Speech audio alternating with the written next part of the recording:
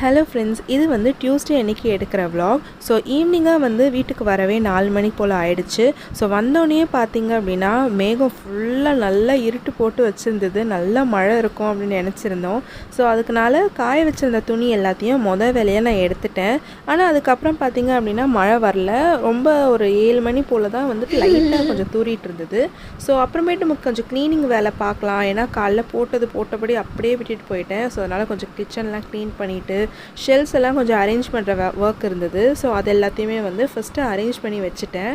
So இது மாதிரி நம்ம வந்து காலையில் அப்படி போட்டுட்டு போனாலும் ஈவினிங் வந்து செய்யலை அப்படின்னா அடுத்த நாளைக்கு ரொம்பவே கஷ்டமாயிடும். அதுக்கப்புறம் வாங்கி வச்சிருந்த க்ராசரி ஆகட்டும், வெஜிடபிள் ஆகட்டும் எல்லாமே அப்படியே இருந்தது. அது எல்லாத்தையுமே எடுத்து ஃப்ரிட்ஜில் கரெக்டாக வச்சுட்டேன்.